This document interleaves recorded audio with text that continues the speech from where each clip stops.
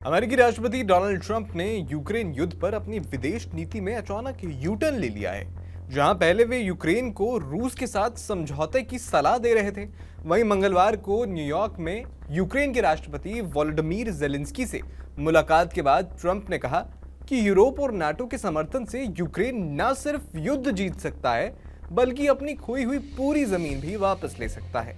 Trump ने रूस की सेना को कागजी शेर करार दिया, जो 3.5 साल से एक ऐसी जंग लड़ रहा है जो एक हफ्ते में खत्म हो जानी चाहिए थी।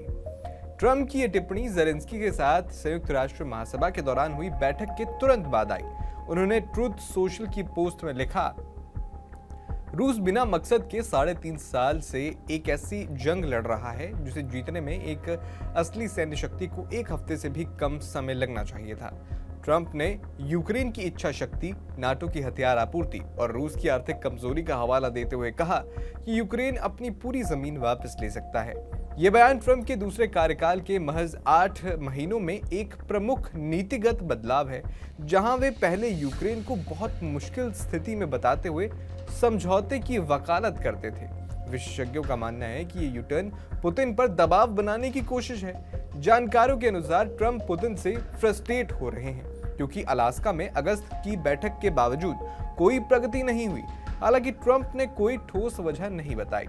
ट्रंप के कागजी शेर वाले बयान पर बुधवार को क्रेमलिन के प्रवक्ता दिमित्री पेस्कोव ने तीखा जवाब दिया। उन्होंने कहा, जहां तक हमारी सेना का सवाल है तो राष्ट्रपति ने बार बार कहा है कि हम कम नुकसान करने की रणनीति पर बहुत सावधानी से आगे बढ़ रहे हैं। ऐसे में हमारी आक्रामकता को कमतर आंकना एक गलती होगी। हम बहुत सूझबूझ के साथ सैन्य कार्रवाई कर रहे हैं। हम भालू हैं, टाइगर नहीं, और कागजी शेर जैसी कोई चीज नहीं है। पेस्कोव ने जोर दिया कि रूसी सेना ने यूक्रेन में बढ़त बनाई हुई है और अर्थव्यवस्था स्थिर है। बता दें कि अलास्का में पुतिन से मिलने तक ट्रंप का रुख था कि ज़ेलेंस्की को रूस से समझौता करना चाहिए, चाहे इसके लिए जमीन का स्वैप ही क्यों ना करना पड़े।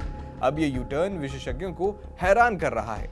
रक्षा विश्लेषकों का कहना है कि कन्वेंशनल पावर में रूस कागजी शेर ही साबित हुआ है, क्योंकि पुतिन को लगा था कि 2 हफ्ते में यूक्रेन पर कब्जा कर लेंगे, लेकिन नाटो और यूरोप के हथियारों के सामने रूसी हथियार कमतर साबित हुए।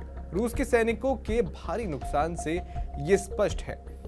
न्यूक्लियर पावर अलग बात है, लेकिन कन्वेंशनल वॉरफेयर में रूस एक्सपोज हो गया। हालांकि रूस ने 20% यूक्रेन पर कब्जा कर लिया है, जो वापस मिलना मुश्किल है। कुछ विशेषज्ञों का कहना है कि रूस की सेना को कागजी शेर ट्रंप भले ही कह सकते हैं, लेकिन रूसी सेना के पास तबाही मचाने की क्षमता है।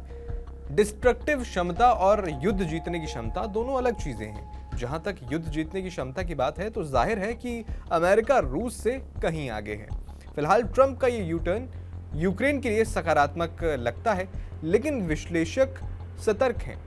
ज़ेलेंस्की ने ट्रंप को वेल इन्फॉर्म्ड बताया, लेकिन सैन्य सहायता या प्रबंधों में कोई बदलाव नहीं हुआ।